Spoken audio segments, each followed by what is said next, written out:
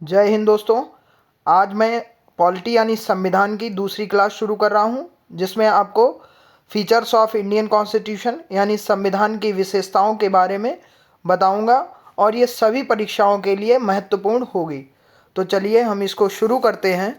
और जैसा कि पहला पॉइंट हमारा लिखा हुआ है, आप देख रहे हैं भारतीय संविधान की विशेषता यानी फीचर्स ऑफ इंडियन कॉन्स्टिट्यूशन। यानी इंडियन कॉन्स्टिट्यूशन क्या है, कैसे बना है और इसमें क्या क्या चीज़ें शामिल हैं। तो चलिए आगे शुरू करते हैं। तो इसमें जो पहला पॉइंट लिखा हुआ है वह लिखा हुआ है कि विशाल व विस्तृत संविधान। यानी ये भारतीय संविधान की हम लोग बात करेंगे। भारत का संविधान विश्व का सबसे विस्तृत लिखित संविधान है। कई बार पेपरों में पूछा गया कि किस देश का संविधान सबसे बड़ा और लिखित संविधान है, तो वह भारत का संविधान है जो विश्व का सबसे विस्तृत और लिखित संविधान है।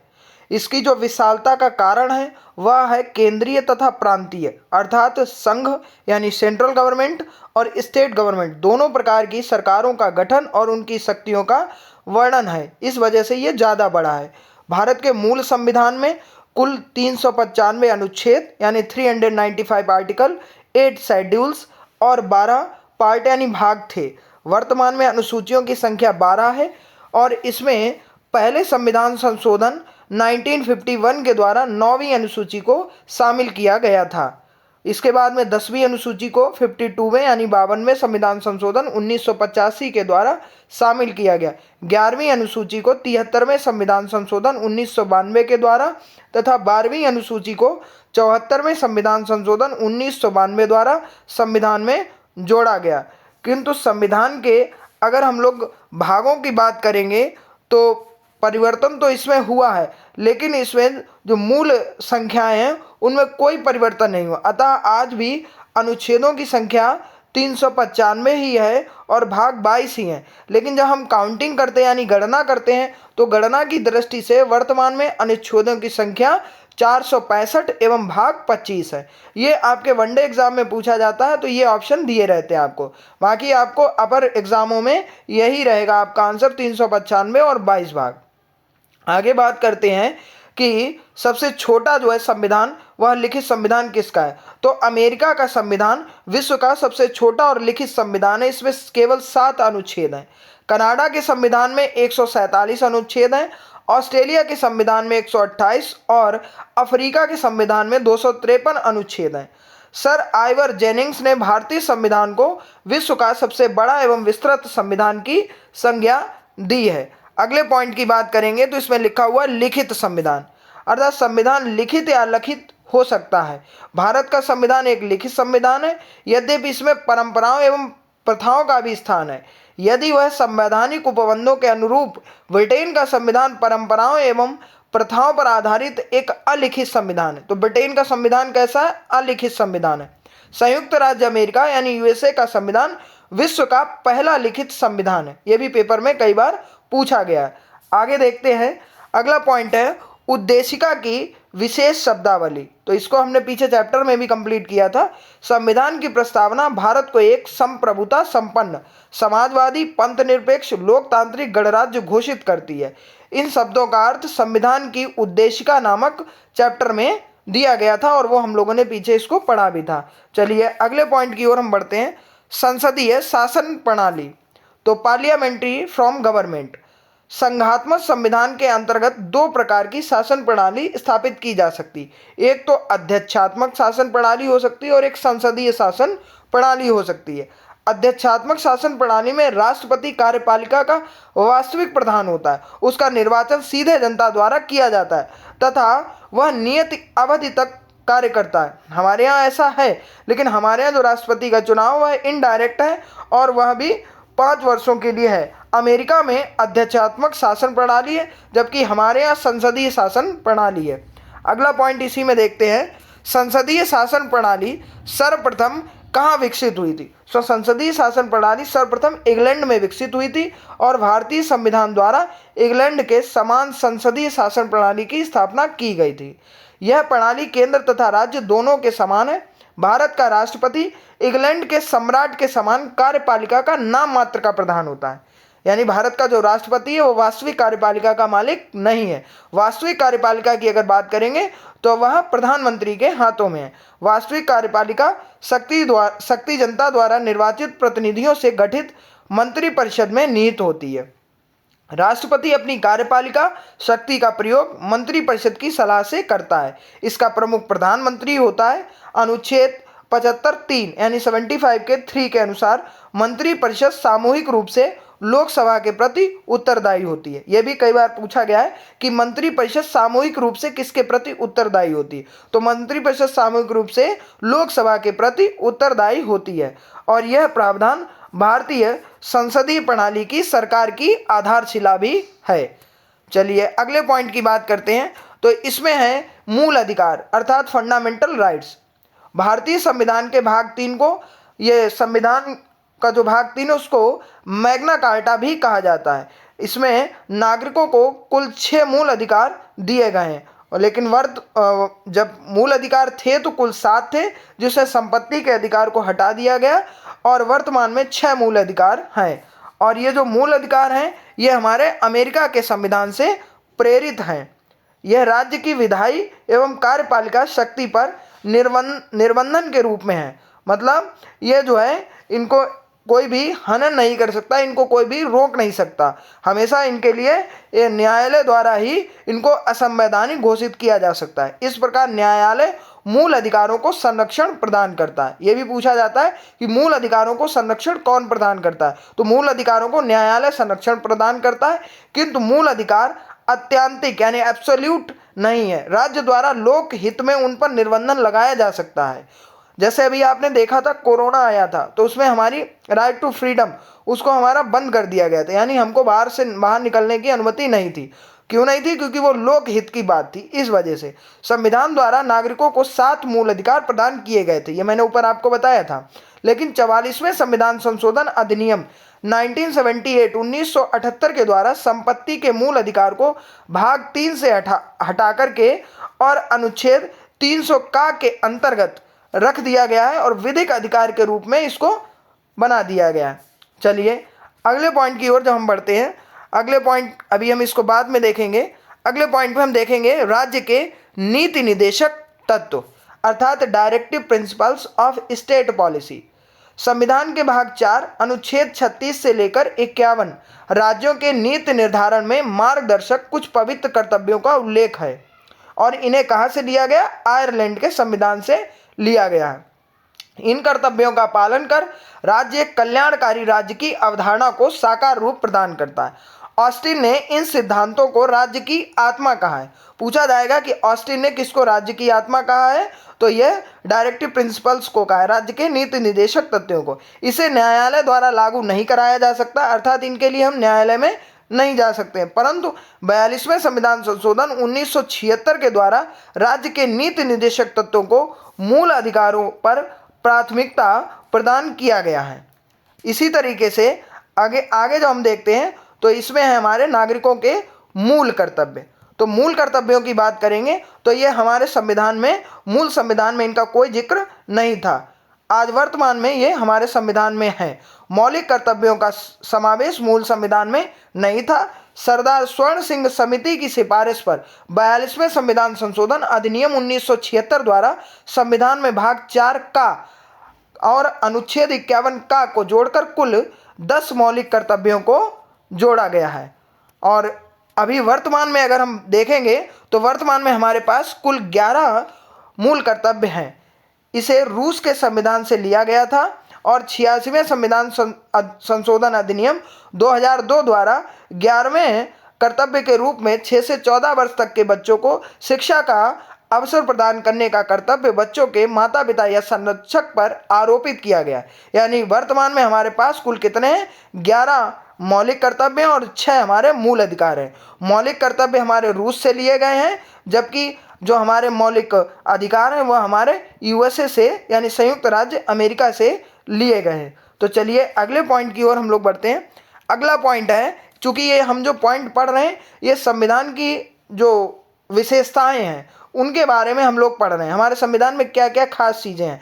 तो उसकी जब हम लोग बात करते हैं तो देखेंगे स्वतंत्र न्यायपालिका यानी जो न्यायपालिका है वो हमारी कैसी है, इंडिपेंडेंट है, इंडिपेंडेंट जुडिशरी।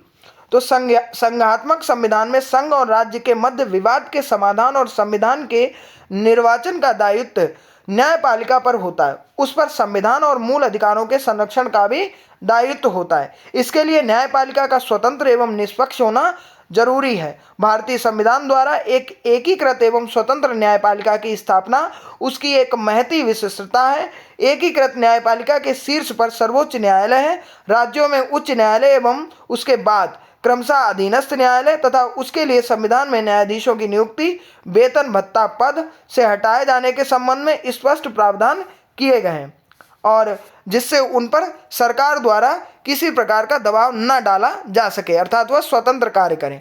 अगला पॉइंट देखते हैं, संसदीय संप्रभुता तथा न्यायिक सर्वोच्चता में समन्वय। भारतीय संविधान में इंग्लैंड की संसदीय प्रभुसत्ता तथा संयुक्त राज्य अमेरिका की न्यायिक सर्वोच्चता के बीच समन्वय स्थापित किया गया।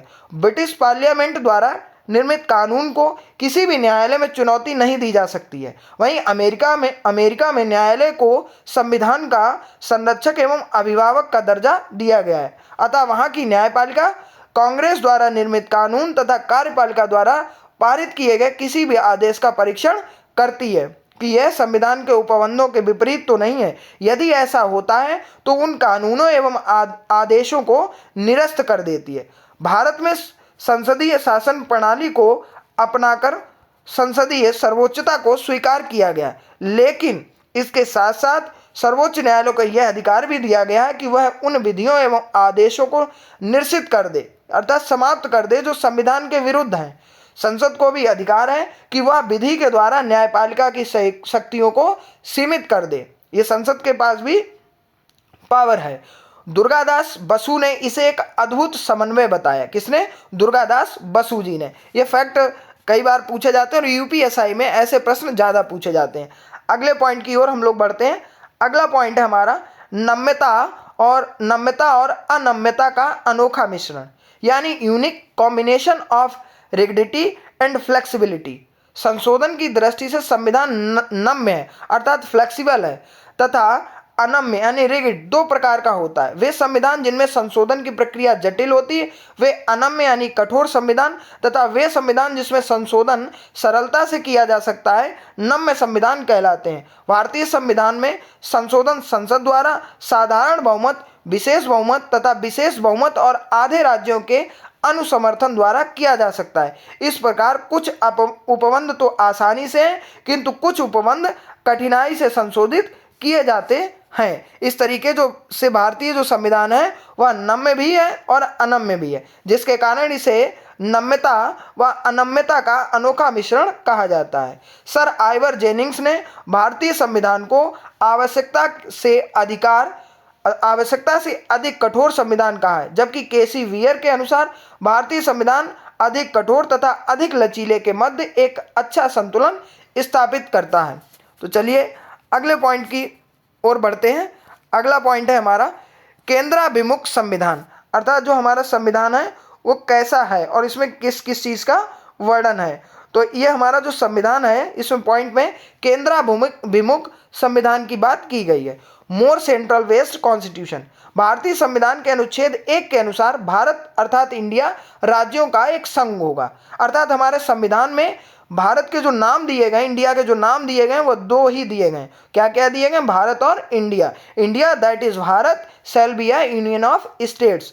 परंतु प्रोफेसर केसी वेयर के अनुसार भारतीय संविधान एक अर्धसंघी यानी क्वेसी फेडरल संविधान है, जबकि सर आइवर जेनिंग्स ने कहा कि यह एक ऐसा संघ है जिसमें केंद्रीकरण की शक्ति सशक्त प्रवृत्ति है। भारतीय संविधान में संघात्मक संविधान के सभी प्रमुख लक्षण तथा शक्तियों का विभाजन, लिखित संविधान की सर्वोच्चता, अपरिवर्तनशीलता एवं स्वतंत्र न्यायपालिका विद्यमान है, किंतु उसमें एकात्मक संविधान की प्रवृत्ति तथा एकहरी नागरिकता, राज्यपाल की नियुक्ति, राष्ट्रपति द्वारा किया जाना, आपातकालीन उपबंध, नए राज्यों का निर्माण, संसद की शक्ति, अखिल भारतीय सेवाएं, राज्यसभा में असमान प्रतिनिधित्व और राज्य सूची पर केंद्र की विधि बनाने की शक्ति, आदि भी पाई जाती हैं, जिसके आधार पर जेनिंग्स जैसे कुछ विद्वानों ने भारतीय संविधान को केंद्राभिमुख संविधान कहा है। अतः भारतीय संविधान संघात्मक होते हुए भी एकात्मकता की प्रवृत्ति को भी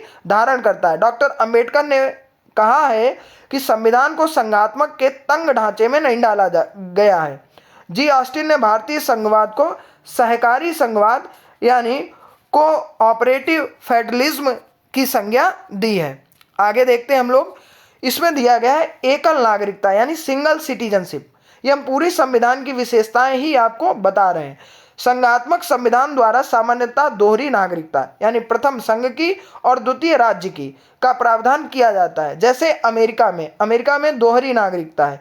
जो व्यक्ति किसी उस अमेरिका के राज्य में रहता है तो उस राज्य की लेता है और प्लस अमेरिका की नागरिकता लेता है। किंतु भारतीय संविधान द्वारा भारत की एकता और अखंडता सुनिश्चित करने के उद्देश्य से उसकी संघीय संरचना के बावजूद एकल नागरिकता का प्रावधान किया गया। कोई व्यक्ति सिर्फ भारत का नागरिक होता है, किसी राज्य का नहीं होता। और ये जो नागरिकता है, ये हम एकल नागरिकता या सिंगल सिटीजनशिप जो है हम लोगों ने कहाँ से ली है, वो हम लोगों ने ब्रिटेन से ली है। इसीलिए हमारा संविधान जो है उधार का संविधान भी कहा जाता है, क्योंकि हमारा संविधान जो है कहीं ना कहीं से सारी चीज़ों को मिला करके लिखा गया है। इसीलिए हमारा संविधान लिखित है और सबसे बड़ा संविधान है। चलिए अगले पॉइंट की ओर बढ़ते हैं। वयस्क मताधिकार यानी एडल्ट फ्रेंचाइज। तो इसकी बात करते हैं तो भारत में संसदीय शासन प्रणाली अपनाई गई है। संसदीय प्रणाली में सरकार का गठन जनता द्वारा निर्वाचित प्रतिनिधियों से किया जाता है। भारत में प्रतिनिधियों के निर्वाचन हेतु वयस्क मताधिकार प्रणाली को अपनाया गया है। वयस्क मताधिकार को अपनाया जाना नए संविधान की महान और क्रांतिकारी विशेषता है। मूल संविधान में मताधिकार की न्यूनतम आयु 21 वर्ष थी, परंतु ये बहुत ही इंपॉर्टेंट पॉइंट है, 61वें संविधान संशोधन 1989 द्वारा 1989 द्वारा अनुच्छेद 326 में, आर्टिकल भी याद रखना, 326 में संशोधन कर मताधिकार की न्यूनतम आयु 18 वर्ष कर दी गई है। अतः प्रत्येक भारतीय नागरिक जिसने 18 वर्ष की आयु प्राप्त कर ली है को बिना किसी भेदभाव के मतदान का समान अधिकार होगा। किंतु उसके अनिवास, चित्त विकृति, अपराध या भ्रष्ट अथवा अवैध आचरण के आधार पर कोई व्यक्ति अपने मताधिकार से वंचित किया जा सकता है। अगले पॉइंट की ओर हम लोग बढ़ते हैं। संविधान की सर्वोच्चता। तो संविधान की सर्वोच्चता के बारे में जो हम लोग देखेंगे, हमारा संविधान जो है वह सर्वोपरि है, क्योंकि सरकार के सभी अंग कार्यपालिका, विधायिका एवं न्यायपालिका यानी ये हमारे एग्जीक्यूटिव और ये लेजिस्लेटिव और जुडिशरी, इनकी बात हो रही, इसी से अपनी शक्तियां प्राप्त करते हैं। ब्रिटेन में संसद की सर्वोच्चता स्थापित की गई है। संसद द्वारा निर्मित विधि को न्यायालय में चुनौती नहीं दी जा सकती है। अमेरिकी संविधान में न्यायपालिका सर्वोच्च है और वह संसद द्वारा बनाई गई विधि को संविधान के अनुरूप न होने पर असंवैधानिक घोषित कर सकती है। किंतु भारत में संविधान को सर्वोच्च स्थान प्रदान किया गया। भारत में शक्ति के स्रोत के रूप में संविधान ही सर्वोच्च है। अगले पॉइंट की ओर बढ़ते हैं। विधि का शासन।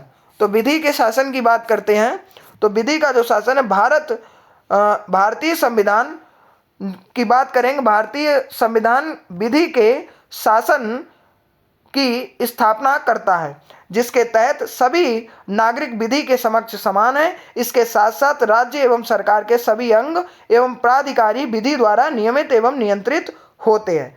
अब हम बात करते हैं इसमें आपातकालीन उपबंधों से संबंधित। तो आपातकालीन उपबंधों की बात करते हैं तो संविधान में 3 प्रकार के संकट काल का उल्लेख किया गया है। नंबर 1 है युद्ध एवं बाहरी आक्रमण या सशस्त्र विद्रोह की स्थिति उत्पन्न होने पर अनुच्छेद 352 का इस्तेमाल किया जाता है। और नंबर 2 है राज्यों में संवैधानिक व्यवस्था के भंग हो जाने पर अनुच्छेद 356 के तहत राष्ट्रपति शासन लागू किया जाता है। वित्तीय संकट के उत्पन्न होने पर अनुच्छेद 360 लागू किया जाता है। तो यह अनुच्छेद 360 आज तक एक बार भी प्रयोग नहीं हुआ। संकटकालीन घोषणा का सबसे प्रमुख प्रभाव होता है कि हमारा संघात्मक शासन एकात्मक हो जाता है और ये संकटकालीन प्रावधान संविधान को लचीला प्रदान करते हैं, जो कि भारत देश की परिस्थितियों में नितांत आवश्यक है। इस प्रकार हमारा संविधान संघात्मक होते हुए भी संकट की स्थिति में एकात्मकता का रूप धारण कर लेता है। समान परिस्थितियों में भी एकात्मकता अनेक लक्षण संविधान में विद्यमान है। इसलिए अनेक विद्वानों के बीच भारतीय संविधान के एकात्मकता एवं संघात्मकता के मुद्दे पर विवाद होता रहा। लेकिन एसआर बोम्बई बनाम भारत संघ के मामले 1994 में सर्वोच्च न्यायालय ने स्पष्ट कर दिया कि भारतीय संविधान एक परिसंघात्मक यानी फेडरल संविधान है। तो इस तरीके से हमने इसको देखा, लेकिन ऊपर हम कुछ टॉपिकों को छोड़ करके आए, अर्थात वो हमारे प्रश्न थे, तो उनको भी हम कंप्लीट कर लेंगे। तो देखते हैं उन प्रश्नों को जो परीक्षा की दृष्टि से बहुत ही इम्पॉर्टेंट रहेंगे। अर्थात आप ये क्लास को ज़्यादा से ज़्यादा देखें और ज़्यादा से ज़्यादा लोगों के बीच में इसको शेयर करें। तो चलिए देखते हैं संविधान के स्रोत। तो संविधान निर्माण के समय संविधान सभा ने लगभग 60 देशों के संविधानों का अध्ययन किया था और उनकी अच्छी बातों को जो भारतीय परिस्थितियों के अनुकूल थी निसंकोच ग्रहण किया। वैसे भारतीय संविधान पर सर्वाधिक प्रभाव भारत शासन अधिनियम 1935 का पड़ा है। ये कई बार पूछा गया कि भारतीय संविधान पर सबसे ज़्यादा प्रभाव किसका है, तो भारत शासन अधिनियम 1935 का है। आप देखते हैं कि कहाँ से क्या क्या लिया गया। तो ब्रिटिश के संविधान से देखेंगे संसदीय शासन पद्धति ली है, द्विसदनीय व्यवस्था ली है यानी लोकसभा राज्यसभा, लोकसभा के प्रति मंत्रिमंडल का सामूहिक उत्तरदायित्व, राष्ट्र के प्रधान के रूप में राष्ट्रपति की औपचारिक प्रधानता, वास्तविक शक्तियां मंत्रिपरिषद में निहित होना, एकल न्यायिक प्रणाली, विधि निर्माण की प्रक्रिया, विधि शासन और एकल नागरिकता। ये सब हम लोगों ने कहा लिया, ब्रिटिश संविधान से लिया। इसके बाद में देखेंगे विधायिका के सदस्यों के विशेषाधिकार एवं उन्मुक्तियां, विधायिका में अध्यक्ष की भूमिका, संसद एवं विधानमंडलों की प्रक्रिया, सर्वाधिक मत के आधार पर चुनाव जीत का निर्णय। ये सब हमने कहाँ से लिया, ब्रिटेन से लिया। चलिए अब आगे देखते हैं कि आयरलैंड के संविधान से हम लोगों ने क्या क्या लिया है। तो आयरलैंड के संविधान से नंबर 1 इंपॉर्टेंट है राज्य के नीति निर्देशक तत्व। उसके बाद में साहित्य, कला, विज्ञान, समाज सेवा में योगदान के आधार पर राज्यसभा में कुल 12 सदस्यों का मनोनयन, राष्ट्रपति का निर्वाचक मंडल एवं पद्धति। संयुक्त राज्य अमेरिका से हम लोगों ने क्या लिया, ये 1789 से और ये 1937 से।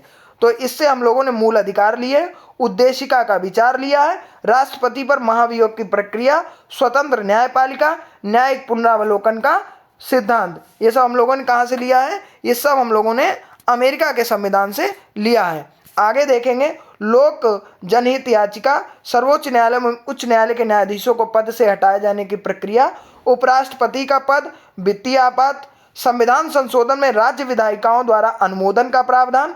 ऑस्ट्रेलिया के संविधान यानी 1901 से क्या लिया है, प्रस्तावना की भाषा, केंद्र राज्य संबंध, संसद के दोनों सदनों की संयुक्त बैठक जो कि अनुच्छेद 108 के तहत है, समवर्ती सूची। इसके बाद में देखेंगे कनाडा के संविधान से हम लोगों ने क्या लिया है। तो कनाडा के संविधान से हम लोगों ने संघीय शासन प्रणाली, राज्यपाल द्वारा राष्ट्रपति के विचारार्थ विधेयक सुरक्षित रखना, सशक्त केंद्र, अवशिष्ट शक्तियों का सिद्धांत, राज्यों में राज्यपाल की केंद्र द्वारा नियुक्ति, उच्चतम न्यायालय का परामर्शी न्याय निर्णय। इसके बाद में जापान से देखेंगे अनुच्छेद 21 में वर्णित विधि द्वारा स्थापित प्रक्रिया, according to procedure established by law. दक्षिण अफ्रीका के संविधान से हम लोगों ने क्या क्या लिया है, तो संविधान की संशोधन पद्धति, राज्यसभा के सदस्यों का निर्वाचन। इसके बाद में सोवियत संघ यानी रूस से हम लोगों ने क्या लिया है, तो रूस से हम लोगों ने मूल कर्तव्य लिए हैं, अर्थात जब कोई रूठ जाता है तो हमारा मूल कर्तव्य होता है, तो यहाँ से इसको ऐड कर लेंगे। प्रस्तावना में न्यायिक आदर्श, ये भी रूस से लिए गए। फ्रांस का संविधान 1946 से गणतंत्रात्मक शासन प्रणाली, स्वतंत्रता, समानता एवं बंधुत्व का सिद्धांत, ये 3 शब्दों को याद रखना, फ्रांस के संविधान से लिए गए। जर्मन के बीमर संविधान 1933 से आपात उपबंध लिया है। भारत शासन अधिनियम 1935 से लगभग 250 अनुच्छेद उसी रूप में या कुछ परिवर्तन के साथ लिए गए हैं। चलिए अब अगले पॉइंट की ओर बढ़ते हैं। अगला पॉइंट जो हम लोग छोड़ चुके हैं और अगले पॉइंट की बात करते हैं, इसमें हमारे कुछ परीक्षा संबंधी प्रश्न दिए गए हैं। तो इसमें लिखा हुआ है भारतीय संविधान का स्वरूप किस प्रकार का है, तो संरचना में संघात्मक, भावना में एकात्मक है। भारतीय संविधान में संघीय यानी फेडरल शब्द की जगह किसका प्रयोग किया गया, राज्यों का संघ यानी यूनियन ऑफ स्टेट्स। किसने भारतीय संविधान के बारे में कहा कि यह एक ऐसा संघ है जिसमें केंद्रीकरण की सशक्त प्रवृत्ति है, सर आइवर जेनिंग्स ने। किसका कथन है कि भारतीय संविधान को संघात्मकता के तंग ढांचे में नहीं डाला जा सकता, तो बी आर अम्बेडकर जी का। संघात्मक संविधान का सबसे प्रमुख लक्षण क्या है, तो यह है केंद्र और राज्यों के मध्य शक्तियों का वितरण। भारतीय संघवाद को सहकारी संघवाद किसने कहा, जी ऑस्टिन ने। संघात्मक संविधान के प्रमुख लक्षण क्या हैं, तो शक्तियों का विभाजन, लिखित संविधान, संविधान की सर्वोच्चता, संविधान की अपरिवर्तनशीलता तथा स्वतंत्र न्यायपालिका।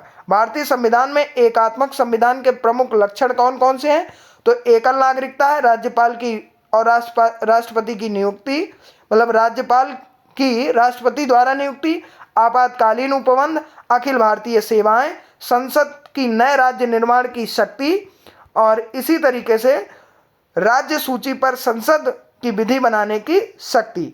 अगला पॉइंट देखेंगे, मूल भारतीय संविधान में मताधिकार की न्यूनतम आयु कितनी थी, 21 वर्ष। किस संविधान संशोधन द्वारा मताधिकार की न्यूनतम आयु 18 वर्ष नियत की गई, 61वें संविधान संशोधन 1989 द्वारा। किन आधारों पर किसी व्यक्ति को उसके मताधिकार से वंचित किया जा सकता है, अनिवास अर्थात उसका निवास नहीं है वहाँ, चित्त विकृति, पागल है, अपराधी है, या भ्रष्ट अथवा अवैध आचरण के आधार पर। आगे देखेंगे, किस बात में सर्वोच्च न्यायालय ने कहा था कि भारतीय संविधान एक परिसंघात्मक संविधान है और परिसंघवाद संविधान का आधारभूत ढांचा है, तो एस.आर. बोम्बई बनाम भारत संघ 1994 के बाद में। किसका कथन है कि भारतीय संविधान इस सिद्धांत को मान्यता देता है कि परिसंघीय सिद्धांत की अपेक्षा देश सर्वोपरि है, तो आइवर जेनिंग्स। इस तरीके से ये कुछ क्वेश्चन थे जो मैंने आपको करा दिए हैं, तो आशा करता हूँ कि ये आपको सारी चीज़ें समझ में आई होंगी। अगर आपको नहीं समझ में आती हैं तो कृपया वीडियो को दोबारा देखें और इस वीडियो को निरंतर देखते रहें, क्योंकि आने वाली क्लास में मैं आपको ये पूरी पॉलिटी जो है ख़त्म करा दूंगा और इससे संबंधित प्रश्नों को भी करा दूंगा, और जितने भी एग्जाम में होंगे उनमें आपको इसका लाभ देखने को मिल जाएगा। धन्यवाद, स्वस्थ रहें, मस्त रहें।